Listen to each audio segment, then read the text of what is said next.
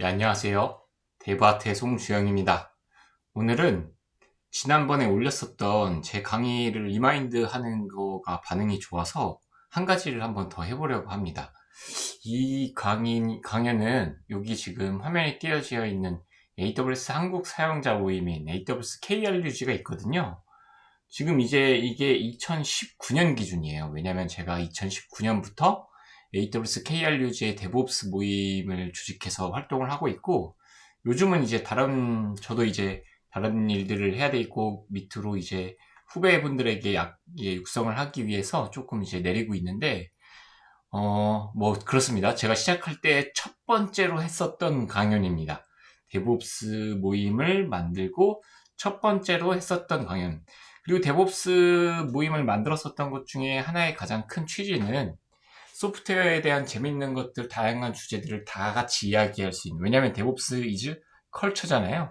데브옵스는 문화이기 때문에 그런 걸 만들고 싶었어요. 그래서 뭐 소모임 광고이기도 합니다. 저는 반드시 그런 커뮤니티 활동을 반드시 해야 된다고 생각해요. 개발자는 특히. 그래서 이렇게 되게 지금은 달라요. 이건 2019년 구조이기 때문에 더 훨씬 많습니다. 지금은. 그래서 여러 개를 활동하고 결국에는 Q&A를 통해서 초보자를 도와주기도 하고 함께 스터디를 뭐 조직하기도 하고 뭐 누군가가 만들어 놓은 거를 봐서 뭐 배우기도 하고 뭐 이렇게 글로벌 경험도 시켜주고 AWS에서 지원해주는 뭐 이렇게 행사도 있고 막 그렇습니다. 그래서 이런 커뮤니티 활동을 열심히 하는 게 굉장히 중요하다. 뭐 이런 말씀을 꼭 드리고 싶습니다. 그래서 요거 페이스북 그룹이 있고 슬랙 채널이 있어요. 그리고 오프라인 미더은 이제 코로나가 끝난 이후에 다시 열리기 시작해가지고 이제 이런 데 들어가면 뭐 보실 수 있습니다. 자, 이거는 옛날 선물 조사니까 들어가지 마시고요. 자, 제가 이제 데브옵스 아트, 지금은 이제 데브 아트로 이름을 바꿔 나가고 있죠. 데브 아트라는 명을 쓰면서 했는데, 처음에 제 브랜딩을 데브옵스 아트라고 했었어요. 제가 이제 데브옵스 엔지니어를 하고 있으니까. 그리고 이때 BNX 소속이었죠. BNX는 위버스 컴퍼니의 전신인 회사예요. 하이브가 빅히트 엔터테인먼트 시절에 있던 회사죠. 뭐 어쨌든 이것도 다시 지우고, 과거는 좀 지우고 다시 강연을 한번 해보겠습니다. 제가 2019년에 했었다 보니까 이때 이제 삼성에서 했었던 거고 녹스 스마틱스 어카운트 그리고 BNX에서 위버스 위플리 뭐 이런 위버스 샵 지금의 그런 것들을 이제 했었고 지금은 이제 LG에 있죠. 뭐 돌아가서 2년 후에 3년 후에 4년 후에 이 영상을 제가 다시 볼 때 어떤 회사에 있을지는 모르겠어요. 어쨌든 지금은 네 번째 회사에 있다. 그래서 뭐 저는 뭐 이런 사람이다 이런 것들을 했다 뭐 이런 거는 이제 주장창 다른 강연에서도 말했기 때문에 뭐 다시 얘기할 필요는 없어요. 이번 주제는 위로 들어가서 OKR입니다. OKR. OKR. OKR을 오브젝트 키 오브젝티브 키 리절트 해가지고 많은 분들이 MBTI가 아니라 KPI 뭐 그런 거나 이제 MBO 뭐 그런 것들이랑 같이 비교를 해서 했었는데 구글에서 도입하게 되면서 굉장히 이제 인기가 많아지게 돼요. 제가 이제 그것들을 산정했었던 기준들, 그것들을 했었던 경험들에 대한 발표였었습니다. 왜냐면 저는 OKR을 언제 도입했었냐면 2017년도에 도입해서 썼었어요. 2017년도, 18년도, 19년도, 3선까지 썼다가 2019년도에서 이제 그 리버스 컴퍼니로 이직을 한 후에 이때는 처음엔 정신이 없었습니다. 뭐 이런 걸 도입할 사례가 아니라 지금 당장 있는 일을 처리하기 바빴어요. 그렇게 하다가 2020년도 정도에는 다시 OKR을 도입해서 뭐 팀을 같이 하나로 만드는 작업들을 했었던 것 같습니다. 자, 그래서 제가 그 과정을 이야기하는 뭐 그런 발표라고 생각합니다. 그리고 왜 해야 되고 무엇이 핵심이 중요한 것인가 뭐 이런 얘기를 해보려고 해요. 자, OKR이 뭐냐? OKR을 어떻게 하는 거냐? 자, 그럼 데브옵스는 뭐냐? OKR이랑 무슨 상관이냐? 어떻게 해야 되냐? 그래서 뭐 그리고 질문을 받았습니다. 여기 있는 질문은 댓글로 남겨주시면 좋겠습니다. 네. 그래서 IT 에어리어에 있고 이 엔터프라이즈에서 활동했을 때의 경험들을 얘기하는 겁니다. 엔터프라이즈라고 우리가 보통 얘기를 하면은 10,000+ 회사들을 보통 얘기하죠. 규모가 10,000+인 회사들. IT 에리어에서 10,000+ 기업에서 OKR을 도입한 사례. 삼성전자였죠. 그래서 데보스 팀이 당시에 이 데보스 팀은 한 3명에서 7명 정도가 됐어요. 요즘 좀 저희는 이제 팀 포션을 지금도 제가 있는 팀이 지금 제가 이끌고 있는 팀도 마찬가지지만 팀 포션을 유동적으로 움직이는 걸 전 굉장히 중요하고 그렇게 하는 걸 굉장히 선호해요. 그래서 그렇게 하고 있고 개발팀이나 옵스팀 합쳐서 뭐 한 전체 다 합쳐서는 20명 정도 됐었던 것 같아요. 이제 왜냐면 삼성 스마트띵스가 이제 엄청나게 컸었기 때문이죠. 네. 자, OKR이 무엇인지 그냥 간략하게 설명하려고 합니다. Objectives and Key Result라고 이제 회사나 팀이나 개인의 목표 그거를 측정 가능한 결과로 만들어내기 위한 목표를 세워보자 이거입니다. 그래서 MBTI가 MBO가 옛날 약간 그런 걸 많이 쓰는 거였어요. 그래서 무엇을 할 것이냐에 집중했는데 무엇을 하는 것만이 집중이 하는 게 아니라 어떻게 할 걸지를 꼭 명시해야 된다. 그리고 MBO는 보통 1년이나 뭐 반기에 하는 경우도 있는데 쿼털리나 먼슬리로 조금 주기를 짧게 나간다. 애자일스럽다는 거죠. 그리고 원래 MBO를 공개하는 거를 잘 하지 않았었어요. 왜냐면 개인의 목표, 특히 임원들의 목표를 잘 공유하지 않아요. 한국 회사들이 약간 그건 하지만 퍼블릭이고 트랜스페어런트하게 투명하게 한다. 그리고 원래는 탑다운식인데 보텀업으로 이제 팀원들이 이제 중심으로 이렇게 방법을 만들어 나가는 거죠. 그래서 리스크는 쉐어하고 그리고 궁극적인 목표를 잡아야 된다는 겁니다. 그리고 이제 컴펜세이션 보상과 어떻게 하고 대부분 어떻게 이제 성과를 내고 무엇인가 이런 결과물이 나와야 된다. 이런 겁니다. 당연한 얘기인데 이거를 사실 실제로 적용해서 잘 사용하는 팀이 많을까? 라고 하면 없을 수도 있어요. 근데 왜 그러냐면 처음부터 베스트 프랙티스를 도입하려고 하는 거기 때문이에요. 그래서 제 실패 사례와 어떻게 나아져간지를 좀 보려고 합니다. 자, 그래서 OKR을 세팅하려면 중요한 거 쿼털리로 해보자. 이렇게 먼슬리로 해도 되고 그거는 팀의 주기에 따라서 좀 다를 것 같아요. 자, 매저 매트릭 프로그레스를 만들어야 된다. 퍼센테이지 나는 어떤 거를 90% 도달시키겠다. 우리 회원 가입을 제 유튜브 회원 수를 한 달 안에 4,000명으로 만들겠다. 현재 지금 3,085명이에요. 4,000명으로 만들겠다. 이렇게 구체적으로 하라는 거죠. 그리고 모든 이들이 함께 할게 해서 원 디렉션을 만들어야 된다는 겁니다. 원 디렉션을 만들어야 된다. 그리고 온라인되고 링크드 돼야 되고 하이리키가 돼야 된다. 다 이제 하나의 마음을 가져야 된다는 얘기예요. 그러니까 개인의 도움이 회사의 도움이 돼야 돼요. 이게 굉장히 중요한 핵심 포인트입니다. 이제 자신의 가치를 밸류어블하게 만드는 건 결국에 회사에서는 회사를 만들 때도 사실 똑같아요. 내 개인이 얼마만큼 어떤 회사를 해서 어떤 임팩트를 끼칠 것인가 이게 중요하고 회사는 그런 걸 잘하는 사람을 높은 처우를 주고 뽑게 되어 있어요. 트랜스페어런시 굉장히 중요한데 어려워요. 그리고 소프트웨어 분들은 많이 이해를 하시지만 다른 분들은 조금 이해 못하는 경우가 좀 많아서 조금 다양한 직군들이 좀 많이 알았으면 하는 바람입니다. 자, 2017년, 2019년 왜 OKR을 도입하게 됐느냐에 대한 걸 발표했었어요. 19년도에. 자, 글로벌 스탠다드였었어요. 그때 OKR이 굉장히 유명했습니다. 그리고 퍼포먼스를 좀 늘리고 싶었어요. 이걸 도입해서 우리 팀의 퍼포먼스를 더 조금 높여보자.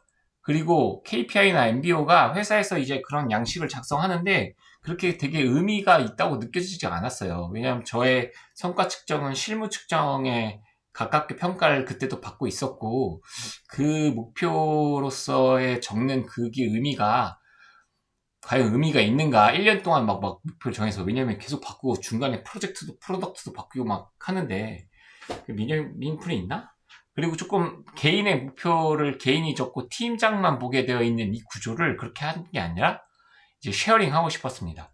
그리고 윕이라고 하는데 이거 데브옵스에서 이제 굉장히 중요한 것 중인데 항상 많은 리더분들이 워크 인 프로그레스를 알고 싶어 해요. 이거를 없애자라는 게 데브옵스 2017년도 발표에 나와요.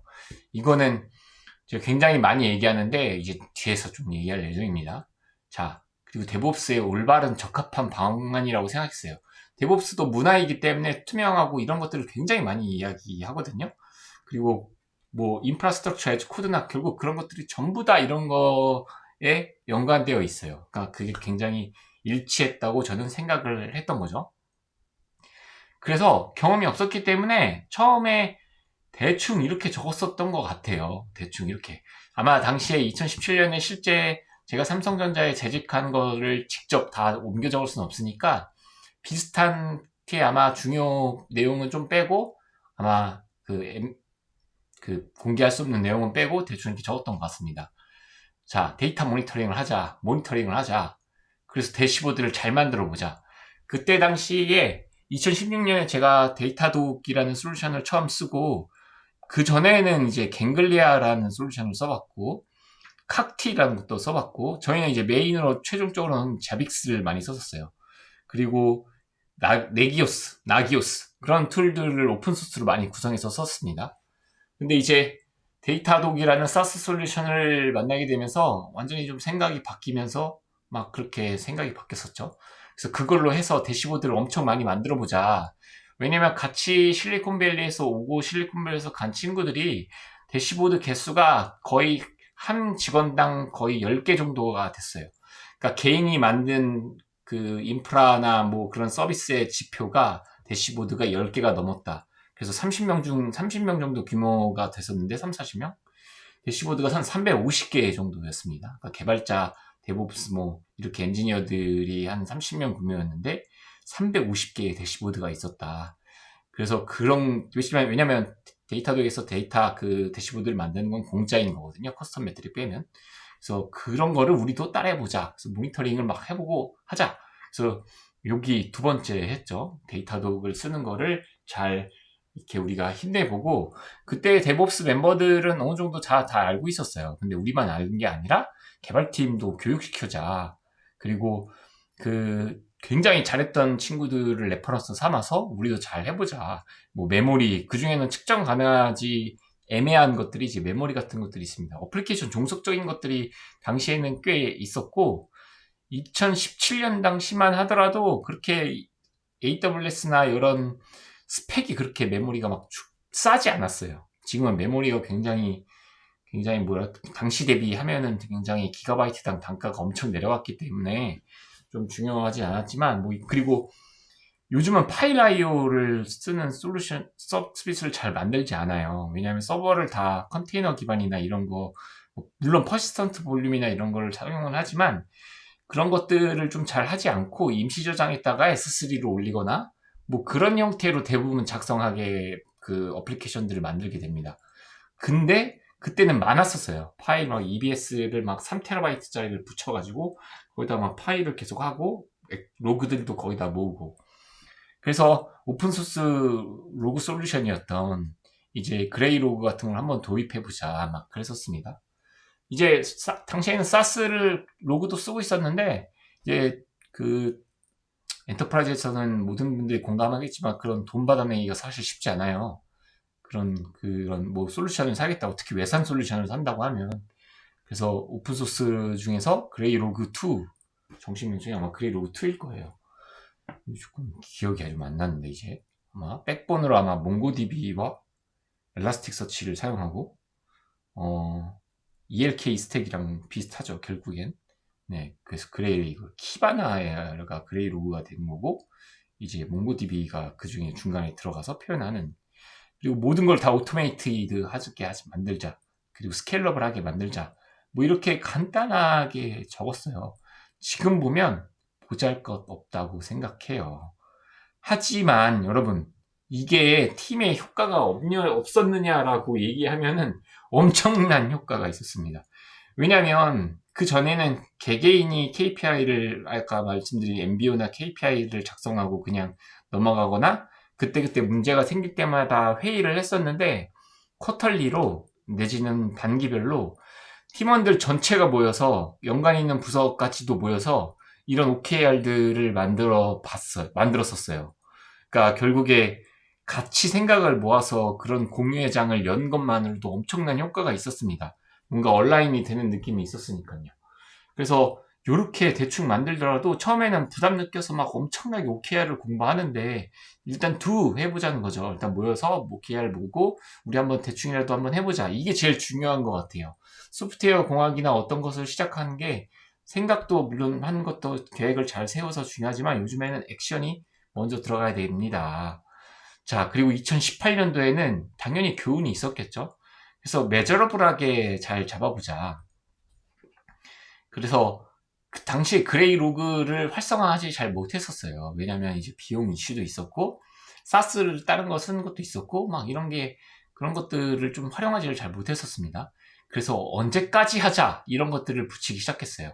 그리고 이 예시일 수도 있어요. 지금 잘 기억이 안 나는데, 아마 그레이 로그가 예시이고, 무엇인가를 조금 더 해보자는 얘기였죠. 이런 거 보면 좀 추억이네요. 이제는 ALB라는 건 없어졌죠. 클래식 ELB라는 거 아마 없어졌을 거예요. 지금은 ALB라고 표현하는 게 맞는 것 같아요. 그래서 뭐 이런 거를 통해서 이제 그 액세스 로그를 분석하면 이제 누구보다 빠르게 그 에러 현황, 5XX 에러와 4XX 에러를 빨리 발견할 수 있으니 이제 그런 것들을 살펴보자 이거였죠. 그리고 액세스 로그를 살펴보는 것과 APM에서 나오는 로그를 같이 살펴보는 게 굉장히 중요해요. 앞단에서 막히는 경우도 많으니까. 그래서 뭐 그런 것들을 잘 해서 매저먼트한 그런 매저러블한 측정치를 좀 집어넣으려고 합니다. 이런 것도 좀 퍼센트를 각각 서비스가 마이크로 서비스를 운영을 하고 있었기 때문에 150개 정도가 됐어요. 150개가 넘었어요. 그러니까 그거 하나하나를 조금 세분화해보자 막 이런 거였죠. 그리고 그냥 트레인 하자, 에듀케이션 하자 하는 게 아니라 한 달에 한 번씩은 무조건 한다. 뭐 이렇게 막 좀 정식으로 조금 잡기 시작했죠. 그리고 이제 지금 요즘 플랫폼 엔지니어링이 엄청난 인기인데 사실 플랫폼 엔지니어링이라는 게 과거에서부터 존재했던 게 이제 이름이 바뀌고 그 전략이 좀 바뀌었다고 생각해요. 이건 조금 플랫폼 엔지니어링을 잘 이해해야 된다고 생각합니다. 플랫폼 엔지니어링이 뭐냐? 그냥 뭐 자동화 도구를 만든다? 이렇게 전략하면 여러분 사실 아무것도 아니고 그냥 옛날에 한 거 반복하는 거거든요. 그게 아니에요. 이거 좀 나중에 다시 한번 주제를 잡고 얘기를 해보려고 합니다. 그래서 뭐 다양한 이제 배포 방법을 만들어 보자. 이때 이제 뭐 여러 가지 폴리시를 만들고 오토스케일링 폴리시를 여러 가지로 만들자. CPU로 만들어 보기도 하고 리소스 리퀘스트 수로 만들기도 하고 뭐 메모리로 만들어 보기도 하고 그래서 그러한 노력들이 지금은 뭐 DB 커넥션 개수에 따라서 막 스케일업 하는 것도 많고 뭐 그렇습니다. 이건 CD 방법이죠. 카나리도 도입하고 블루린이 저희는 이제 굉장히 뭐라 그래야 되지? 그거였었어요. 대표적 그거였고 지금도 가장 많이 쓰는 게 당연히 블루그린이지만 카나리도 도입하고 뭐 스테이터스라고 뭐라고 적은지는 모르겠지만 뭐 디플로이먼트를 하고 그냥 안 한 상태에서 이전 버전과 A/B 테스팅처럼 동작하기, 롤링하기 뭐 이런 것들을 되게 고민 많이 했던 것 같아요. 그리고 비용도 30%를 줄이자. 이제 개발팀이랑 큰 엔터프라이즈 기업은 사실 이 커뮤니케이션이 굉장히 쉽기 때문에 대충대충 하게 되면 빨리빨리 소통이 돼요. 슬랙 사용하고 이렇게 되면. 대기업은 이제 그렇지 않아요. 일단 당시에는 슬랙을 쓰는 게 조금 대중적이지도 않았고 굉장히 어려웠습니다. 그래서 커뮤니케이션 코스트를 높여서 이제 개발팀이 만든 리소스나 그런 것들을 필요 없는 리소스나 라이트 사이징을 잘하자. 그리고 RI도 정확히 80%를 하자. 지금은 세이빙 플랜가 나왔기 때문에 이렇게 80%를 하기가 쉬운데요. 원래 RI는 리전별로 인스턴스 타입별로 존별로까지 지정을 했었어야 됐어요. 지금은 아니지만 뭐 그랬기 때문에 굉장히 힘들었었다. 그래서 이런 것도 굉장히 자동화를 어떻게 하지? 대시보드를 막 만들어야 되지? 이런 거를 고민했었었죠. 그래서 여기 데브옵스가 제가 뭐냐고 보통 얘기할 때 항상 얘기하는 거죠. 데브옵스는 컬처 문화이고 뭐 자동화하는 것이며 측정하는 것이고 공유하는 것이고 그리고 축적하고 쌓아 올리는 거다라고 이제 얘기를 하죠. 모으고 쌓아 올리는 것. 자, 그 중에서 매저먼트랑 가장 관련이 깊다고 생각해요. 자, 매저먼트가 뭐냐? 뭐가 움직였으면 그거 다 측정하라는 얘기예요. 모니터링 철저하게 해라. 우리의 서버의 어플리케이션이 뭐가 변경이 됐든 우리 팀의 구조가 바뀌게 됐든 무엇인가 변화가 이루어지고 움직였다면 무조건 그 전과 이후를 비교해보자. 거기서 교훈을 얻자. 데이터 드리븐하게 만들자는 얘기입니다. 결국에. 자, 어플리케이션이 어떻게 동작하는지 이해를 하자. 위에랑 비슷하죠. 그러니까 어플리케이션이 요즘에는 이제 컨테이너 하면은 빈팩 해가지고 이제 CPU 집약적인 애들, 막 메모리 집약적인 애들, 파일 IO 집약적인 애들 막 이렇게 해가지고 컨테이너들을 막 이렇게 해요. 그러니까 이 과거에 있었던 일들이 지금 도도화되는 거랑 이제 비슷해요. 어플리케이션의 특성을 이해해서 어떤 애들은 싱크로너스하게 움직이는 애들도 있고 어싱크로너스하게 움직이는 애들이 있고 어떤 애는 하나가 죽었을 때 다 죽는 애들이 있고 어떤 애들은 죽어도 우리 서비스에 굉장히 타격이 적은 애들도 있고 이런 것들을 이제 다 한다는 거죠. 결국 밑에랑 이어지죠. 뭐가 낫고 뭐가 잘못된 건지. 그리고 제가 지금도 제일 싫어하는 건데 일하면서 개스워크 하는 걸 제가 제일 싫어해요. 아마 그럴 겁니다. 내지 혹은 모르겠습니다. 모르겠습니다가 나아요. 솔직한 거니까. 모르겠습니다면 모르겠습니다인데 아마 그럴걸요? 아마 이렇게 쓰면 좋을 것 같습니다. 뭐뭐 하면 신경 써주세요. 그러니까 의미 없는 토론, 의미 없는 논쟁할 때 개스워크가 엄청 많이 나와요. 추측. 이 추측이란 말이랑 개스워크 좀 다른 것 같아요. 약간 그냥 내지르고 보는? 약간 그런 거를 굉장히 싫어합니다. 그래서 뭐가 어떻게 됐는데, 이런 게 좀 중요하다고 보는 거죠. 이제 그런 것들을 제가 이제 스스로 깨달은 것도 있지만, 제가 스스로 하면서 깨달은 것들을 완벽하게 정리하는 데까지는 시간이 걸리고, 저도 뭐, 그때는 내공이 그렇게 많이 쌓이지 않았어서 정리하지 못했었어요. 그런데 역시 우리 실리콘밸리 친구들이 다 아주 리서치를 아주 깔끔하게 잘 해놓고, 이렇게, 그 발표까지 이제 잘 만들었죠. 제가 가장 이제 감명받았던 발표 중에 하나인데요. 2017년에 이제 Tools won't not fix your broken DevOps라는 거입니다. 이 security도 들어가야 돼요. 네. 그래서 봤더니 배포 자주 하자. 요거입니다. 애자일하게 하자. 이런 것들은 이제 많이들 이해하는 것 같아요. 현업에 계신 분들은. 근데 아직도 이해 못하는 분들이 있습니다. 너무 자주 배포하면은 장애에 대한 책임을 누가 질 것이냐. 그렇게 안 하면서도 배포를 빨리 하고 MTTR이 중요한 거예요. 롤백을 빨리 해서 우리가 얼마만큼 빨리 복구시킬 수 있을까. 그런 것들을 빨리 알아채고 복구시킬 수 있는가. 그런 것들을 잘해야 선행되어야 이게 기본이 된다는 거죠. 빨리 배포하고 빨리 롤백하고 빨리 배포하고 빨리 롤백하고. 아마존이 엄청난 양의 배포를 한다는 거예요. 2016년, 15년 기준일 거니까 지금은 더 많이 하겠죠. 자, 그래서 데브옵스의 무브먼트가 어떻게 가고 있냐. 크로스 펑셔널 커뮤니티다. 데브옵스라는 형태는 이제 중앙이 되어서 서러운 것들을 이제 연결하고 합치고 무엇인가 만들어내고 빨리 운영하고 변경사항을 빠르게 만들고 근데 또 보안에 안전해. 그리고 신뢰성이 높아. 시스템이. 이런 것들을 데브옵스가 더 추구하는 형태로 가고 있다라는 이야기를 하게 됩니다. 자, 그 말은 즉슨 이 무브먼트가 래피들리가 포함되어 있잖아요. 빨리 해야 된다는 거예요. 이게 이제 A/B 테스트랑도 연관이 많은데요. 이제 설명하면 길어지니까.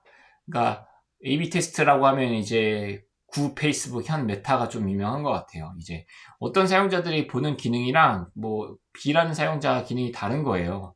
근데 A라는 사용자한테 먼저 테스트해보고 반응이 안 좋으면 그냥 B한테 그냥 기능을 넣지 않는 거죠.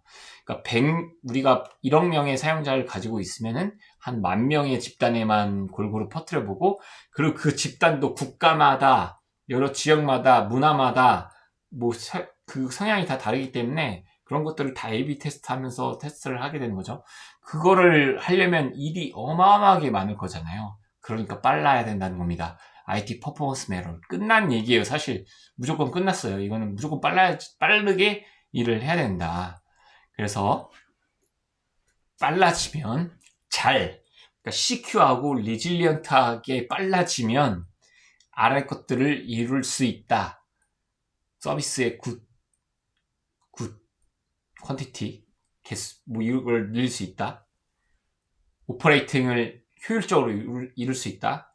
이 오퍼레이팅은 최소한의 사람으로 많은 서비스를 운영할 수 있다는 얘기인 거고 돈이랑도 연관이 됩니다.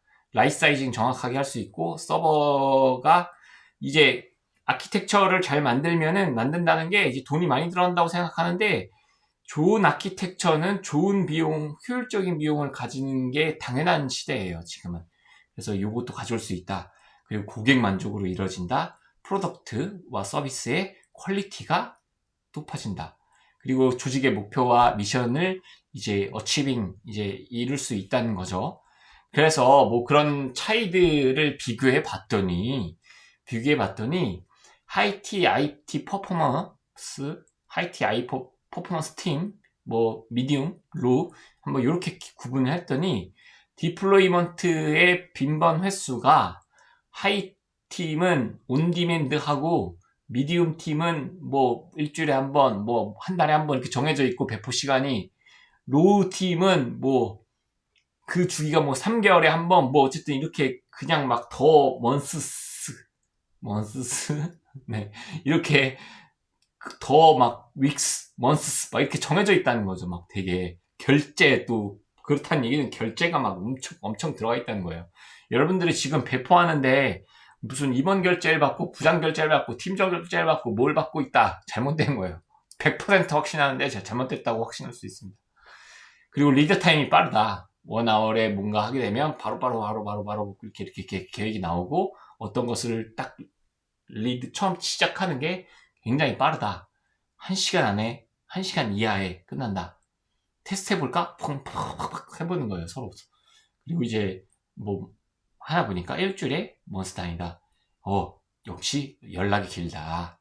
그리고 MTTR, 복구 시간이라고 했죠. 네.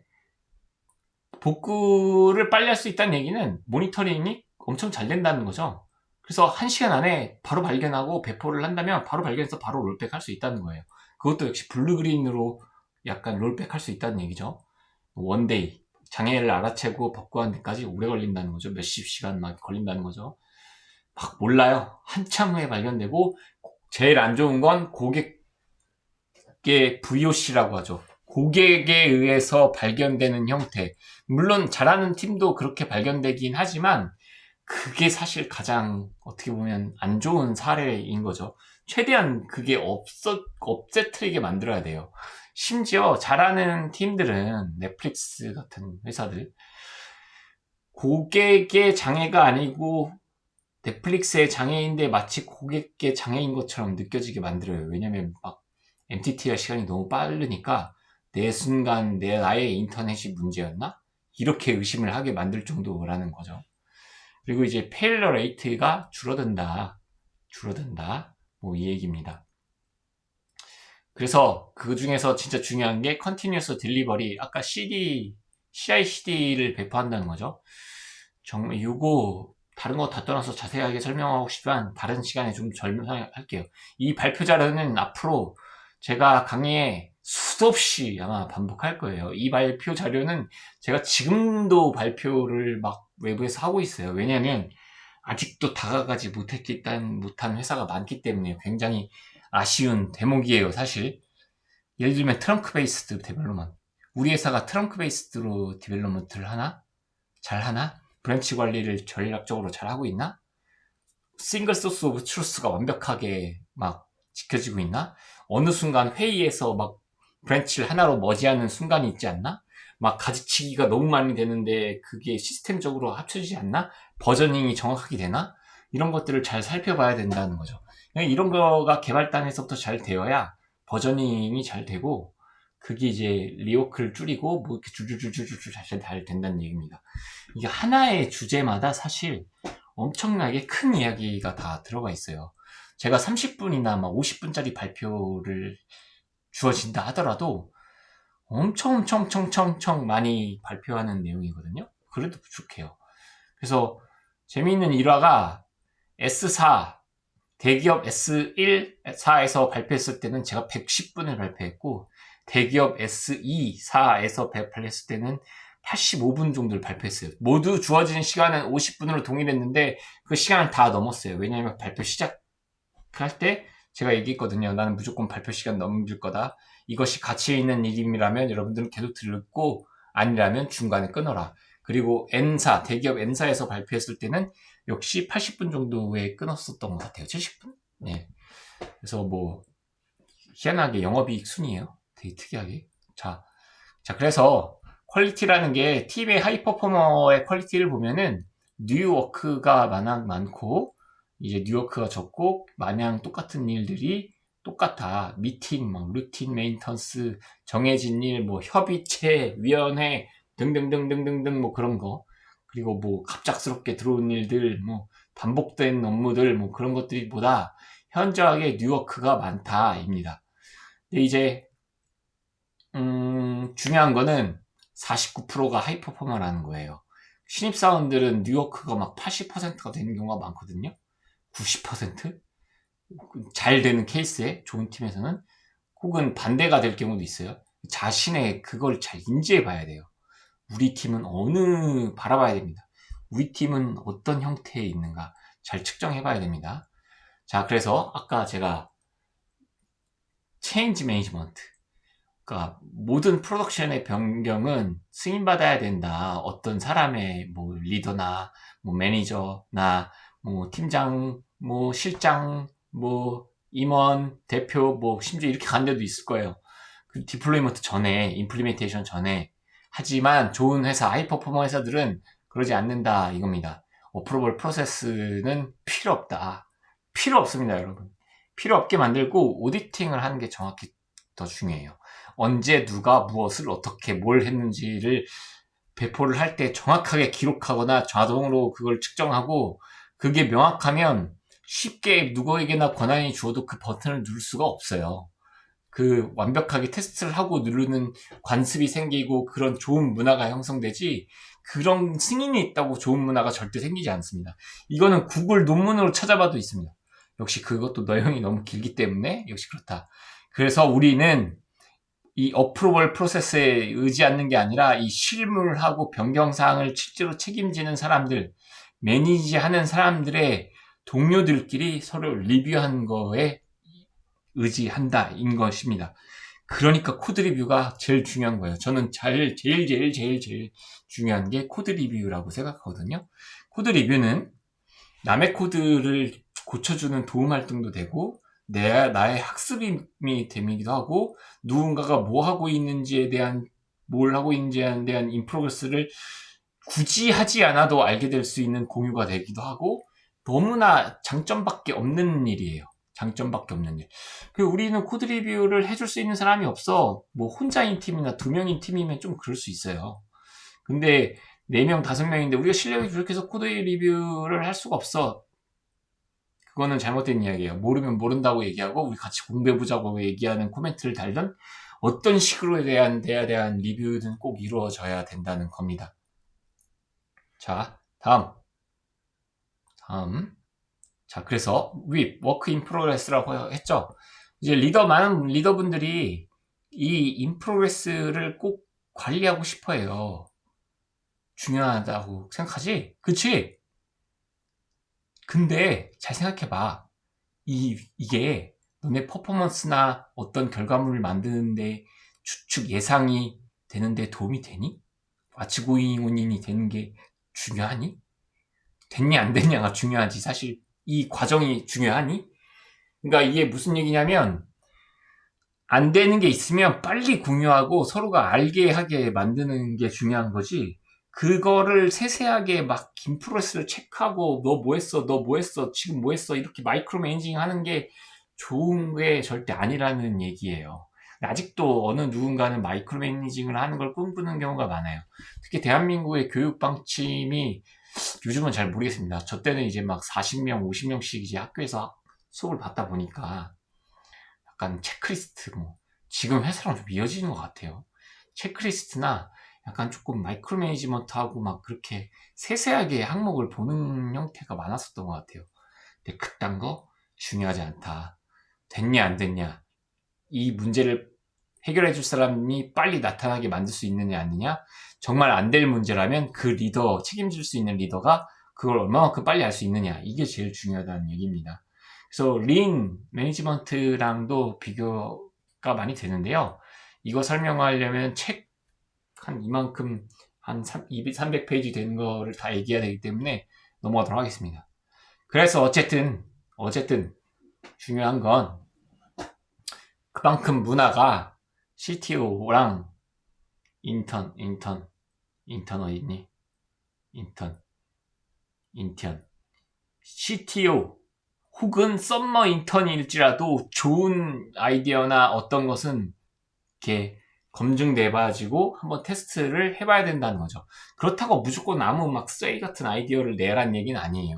그거는 개스워킹이니까 내가 내는 의견이나 내가 내는 것의 백데이터는 무조건 있어야 됩니다. 그리고 그 백데이터를 막 진짜 보고서 형태로 또 복잡하게 요구하면 안 된다는 거죠. 뭐 그런 아주 좋은 얘기다. 해석을 꼭 하시길 바랍니다. 그래서 그게 잘 되려면 하이 트러스트 컬처를 만들어야 돼요. 그래서 이제 막 과거와 현재에 대한 얘기입니다. 이게 제일 좋다는 얘기예요. 퍼포먼스 오리엔티드로 팀을 만들어야 된다. 이 파워 오리엔티드, 보스라고 하죠. 보스. 옛날에 어떤 보스가 있고 채찍질을 하는 게 가장 이 효율성이 좋다고 얘기를 많이 인 적이 있었는데 아주 단순한 작업에서는 그럴 수 있을 것 같아요. 근데 지금은 기원전이 아니잖아요. 지금은 명백한 21세기고 소프트웨어는 그 중에서 가장 응용과학 모든 과학 영역, 모든 테크놀로지에서의 가장 응용적인 과학 영역이거든요. 그러니까 무조건 오른쪽이 맞다입니다. 무조건 소프트웨어에서는 무조건이다. 이 소프트웨어의 이 강점을 과거의 이 산업들과 그거에 어떻게 적용할지가 이제 진짜 중요한 거죠. 그래서 그렇다. 리스크할 체어드다. 리스폰시빌리티. 너가 네 책임이야. 담당자 누구야? 아레나를 어떻게 돼? 너 누구야? 이거 담당자 누구야? 그렇다 보면 그 담당자 찾다가 오늘 하루를 버리게 돼요. 예, 그러면 안 된다는 얘기입니다.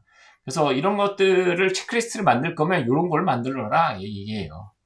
자, 인포메이션이 이렇게 잘 퍼지고 있느냐? 하게 이런 거. 책임이 잘 쉐어되니 이렇게 뉴 아이디어가 웰컴이냐? 크로스 펑셔널이 장려되냐?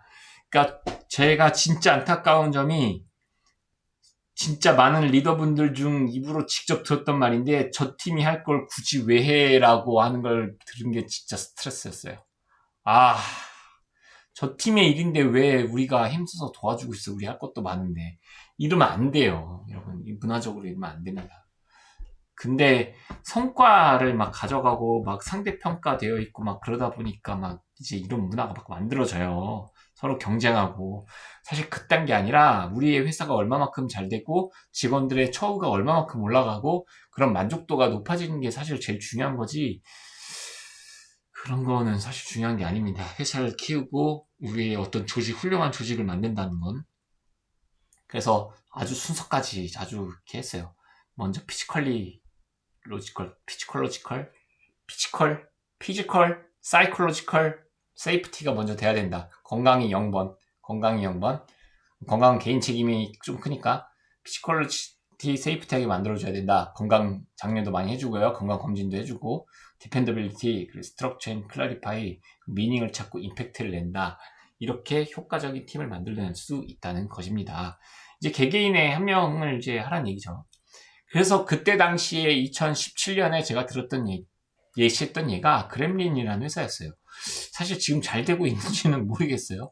하지만 이 페일러 애저 서비스라고 만들었는데 이제 이게 뭐냐면 카오스 엔지니어링이라고 이제 우리가 조금은 많이 신입이나 그런 분들은 생소할 수 있지만 많은 분들은 아는 것들이 있어요.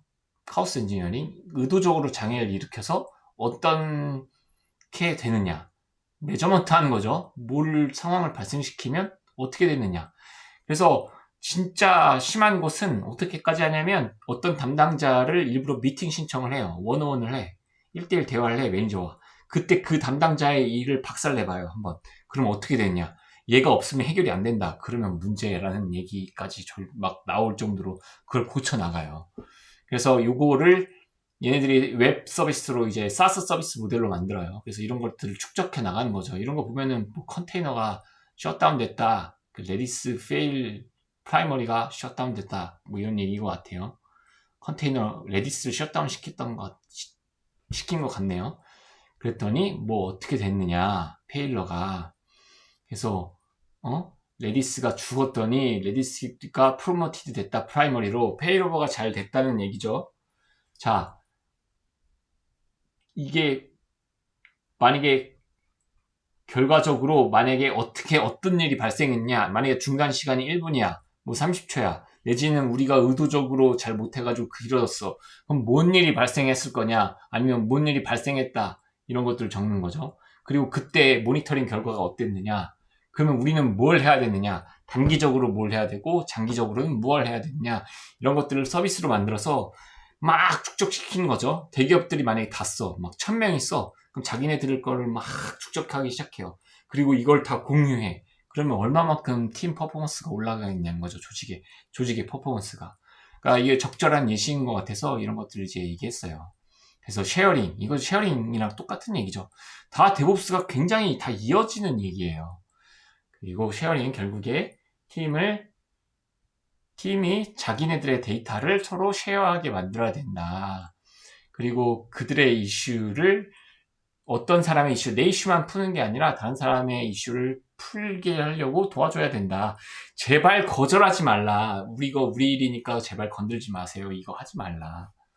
그리고 네, 모든 사람, 프로덕션에 대한 책임은 다 누군가가 있는 거고, 모두가 다 장애를 감지하는 사람이고, 내 서비스에 이상 징후가 있으면 빨리 공유하자 된다는 거죠.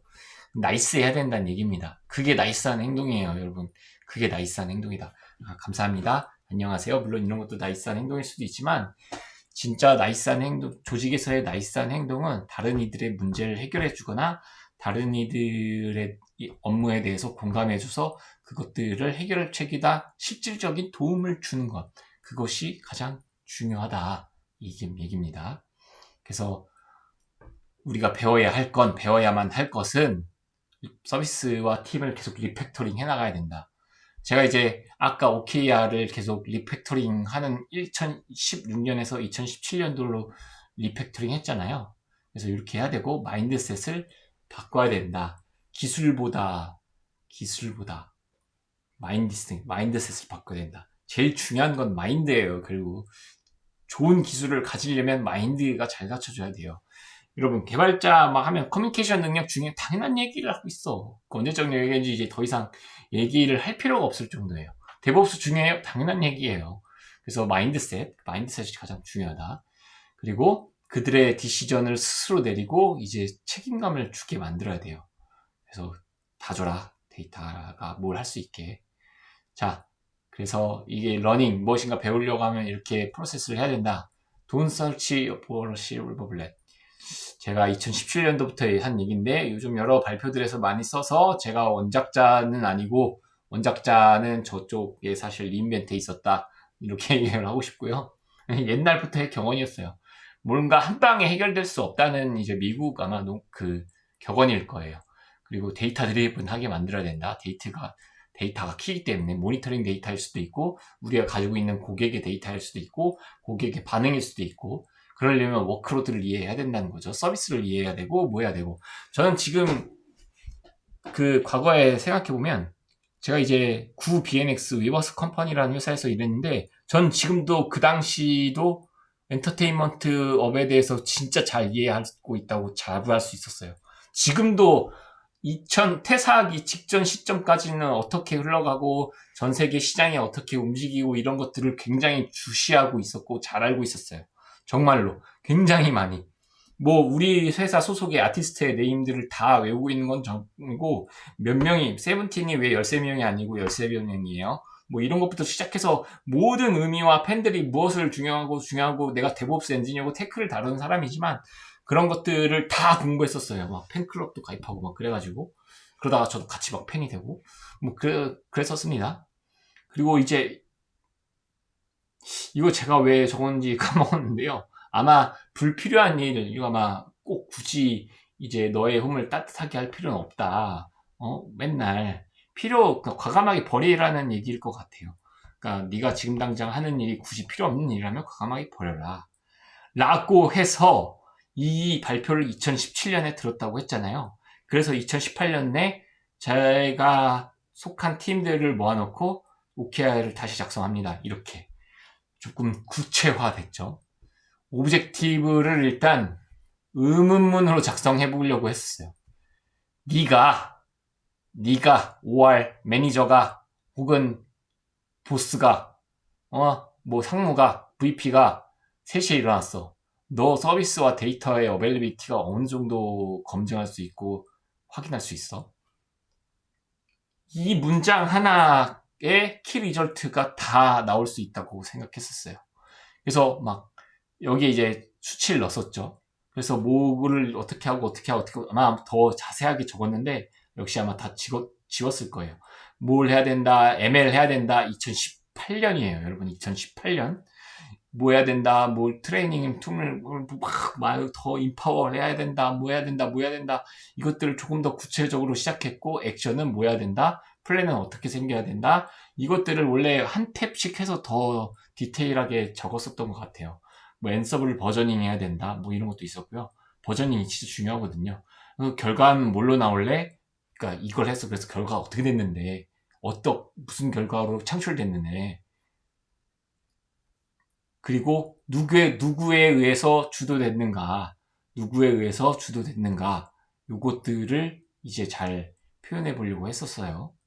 네. 왜냐면 누가 했는지를 알고 누가 어떻게 해서 그 결과를 낸지도 알면 좋잖아요. 네. 평가하기도 쉽고, 카오스를 해보자. 어떤 나쁜 장애가 발생했어. 우리 루트 코즈를 찾을 수 있나요? 얼마만큼 빨리 찾을 수 있어? 어떻게 찾을 수 있어? 사전에 예측하려면 어떻게 해야 돼? 이런 것들을 해서 카오스 엔지니어링을 하고, 그때 위에 봤었던 카오스 엔진 익스페리먼트 폼을 우리 저 솔루션을 살 수는 없으니까 우리끼리 컨퍼런스의 위키 같은 데라도 뭐 적어보자, 뭐 이렇게 하게 돼서 작성을 막 했었었죠. 그럼 어떻게 할 거냐? 엔그라인더로 테스트 자동화는 디테일한 자동화를 만들고, 네이버의 이제 로드 테스트 솔루션이죠. 그리고 로드 테스트도 오토메이션 시키자. 로드 테스트 환경이나 스테이지 환경에 하자. 그래서 뭐 포스터앤 뉴맨이나 베시타 같은 오픈소스를 사용해서 그런 것들을 넣기도 합니다. 그래서 실제로 적용돼서 잘 된 사례도 되게 많아요. 이거 말고도 막 게틀링도 쓰고, 개발자들한테 막 얘기를 하니까 자기네들이 막 의욕적이고 좋은 개발자들은 알려주면 자기가 찾아봐서 막 만들고 붙이기 시작해요. 막 시키지 않아도. 그래서 막 굉장히 어떤 한 서비스는 막 배포가 되면은 자동으로 테스트를 해서 내 서비스 치가 없고, 그 친구는 이제 자기 그 본업인 이제 그 개발을 하는 거에 집중을 할 수 있는 거죠. 성능 측정 빨리 개발을 하고, 성능에 문제가 있으면 빨리 찾고, 이런 선순환 구조가 이제 굉장히 잘 만들어졌습니다. 그래서 좋은 성과를 냈죠. 네. 그래서 자, 퍼포먼스를 우리는 어떻게 높일래? 구시대적 쓰는 거 있었습니다. 그래서 막 마이그레이션도 하고, 신기술도 도입하고, 룰도 정하고, 룰 많이 정하면 안 되지만 진짜 그라운드 룰 같은 건 정하고, 그 중에서 가장 중요한 건 컨벤션. 하지만 간단해야 됩니다. 그런 것도 정하고, 뭐 여러 것들을 많이 했어요. 리미트에서 나오는 세상에서 제일 잘하는 회사들, 걔네들은 어떻게 하고 있어? 뭐 그런 것들을 잘 해보자. SRE가 유명해지기 시작했습니다. 그때 2017년, 18년 기점으로 이제 뭐 그러면서 이렇게 막 돼요. 그래서 뭐 이것저것 막 다 합니다. 오라클에서 포스트그리스 SQL로 마이그레이션 한 게 기억이 굉장히 많이 남죠. 삼성 어카운트라는 과제였는데 당연히 비용 절감이 어마어마하게 됐겠죠. 자, 그래서 제가 앞으로 할 발표의 거의 모든 마지막은 제가 이렇게 끝낼 예정인데요. 제가 제일 존경하는 회사는 루이비통입니다. 왜 루이비통이냐? 루이비통은 1800년대부터 2000년 지금까지 1등을 거의 한순간도 놓치지 않고 1등인 회사입니다. 1등인 회사. 얘네 왜 그렇게 1등이 됐을 수 있을까? 데브옵스적인 그 관념들을 잘 실천했을 거라고 생각했기 때문이에요. 축적과 그게 중요하죠. 저는 이제 취미 중에 이제 이런 루이비통이 출간하는 서적들을 모으는 취미가 있어요. 거기에 한 부분들을 보면 1800년대의 그 그림들이랑 사진들이랑 아이디어 노트 같은 것들이 이렇게 코팅돼서 이렇게 보존되어 있어요. 100년이 넘은 시간대에 아티스트들이 했던 것들과 어디서 영감을 받았는지, 왜 내가 이 패턴을 만들었는지, 어떤 인사이트를 얻었는지 막 그런 것들이 빼곡하게 적혀 있어요. 물론 막 불어로 적혀 있는 것도 있기 때문에 잘 모르기도 하지만 뭐 그래서 이런 걸 보면서도 저도 이제 영감을 많이 얻게 되죠. 그게 업으로도 전달해주고 싶었어요. 제가 이제 BNX 위버스 컴퍼니 네 유튜버에 이거 45 밀리언 이거 링크 저작권 문제로 없었더라고요. 지우고 45 밀리언이 24야 이 숫자를 딱 주고 뭔지 아는 사람이라고 손들기는데 다 손을 못 들어요. 아마 그 유튜브에 유명한 그 펜실베니아 주립대 교수이신 샘 리처드 교수님, 케이팝 문화에, 케이팝이 아니라 한국 문화에 굉장히 관심이 많으신 분이죠. 너네 이거 알고 있어? 유튜브 4,500만 뷰를 나오기까지 2024시간밖에 지나지 않았어. 너네 테일러 스위프트는 다 알잖아. 근데 왜 BTS는 아직 모르고 있잖아. 근데 너네가 경제학, 경영학 이런 것들을 공부하는 친구들인데 어떻게 이런 걸 모를 수 있니? 세상에 변화가 가시적으로 나타나고 터지고 있는 것들을 2018년도에 이미 DNA라는 노래가 히트를 치면서 아주 그냥 터져버려요. 이미 거기서 그때부터 이미 BTS는 터진 상태였어요. 근데 우리나라 사람들을 잘 몰랐었어요. 그때 당시 BTS가 얼마만큼 히트를 치는지. 그래서 제가 그 당시 발표했을 때도 다 모른다고 얘기를 했었습니다. 그래서 이건 아냐고 제가 물어봤어요. 이건 아냐고. 100일, 1억. 이건 뭐였냐면 제가 이제 위버스에 속했을 때 첫 번째 이제 BTS 앨범 제가 입사하고 나서 첫 번째 앨범이 작은 것들을 위한 시 그 앨범인데 페르소나라는 주제를 가진 이게 1억 뷰 찍는데 37시간 37분밖에 안 걸려요. 그리고 그것들은 계속 갱신을 하게 됩니다. 24시간 만에 찍고 아마 그랬을 거예요. 그래서 이런 변화들 이렇게 조짐들을 잘 예측해야 된다. 긍정적인 것도 부정적인 것도 이런 것들을 잘 예측해야 됩니다. 이게 굉장히 오버롤한 문제고 이것들은 신입분들과 이 주니어 엔지니어들, 시니어 엔지니어들, 팀 리더들, VP 분들한테도 모두 영감을 줄 수 있는 내용이라고 생각해요. 다 봤으면 좋겠습니다. 그렇게 해서 위버스라는 이제 서비스가 아마 이제 지금 글로벌 최대 플랫폼이 됐을 거고, 전 나왔습니다. 저는 이제 퇴사를 했고, 당시에만 이제 생각해도 2명인가, 데브옵스 엔지니어 2명이었어요, 2명. 보안 엔지니어 1명. 3명이서 7개 AWS 어카운트를 관리하고 있었고, 16개 VPC를 관리하고 있었고, 99% 테라폼 다 했었고, 이미터블 다 했었고, 오토메이티드 막 하려고 진짜 최선을 다하고 있었고, 그건 대부분 람다랑 클라우드 워치로 많이 했었습니다. 포어캐스트도 쓰고, 엘스티도 쓰고, 카프카도 쓰고, 뭐 로그스테이시도 쓰고, MSK 이런 서비스는 없었어요, 그 당시. 데이터 엔지니어링 팀도 만들어져서 그 분석도 하고 막 그런 발전 과정이 이루어졌었죠. 자, 퀘스천은 참고 자료는 그래서 이렇게 2개가 메인이었어요. 퀘스천은 댓글로 주세요. 그렇습니다. 그래서 리인벤트를 다녀온 것들 마지막으로 이렇게 막 붙여서 넣었던 것 같아요. 2019년이 열린다. 저는 이제 2016년도부터 지금까지 한 번도 안 빠지고 리인벤트에 참석했는데요. 16, 17, 18, 19 코로나, 21, 22, 23 이번에 이제 이렇게 했으니까 8번째 코로나 빼고 7번째 리인벤트를 참석하고 왔네요. 근데 이제 리인벤트 가면 이제 요거는 이제 막 이렇게 막 와우 사람 막 이렇게 수많은 전 세계 엔지니어들이 막 와가지고 막 셀 수도 없는 사람들이 옵니다. 이렇게 막 식당 끝이 와 보이지 않는 식당들.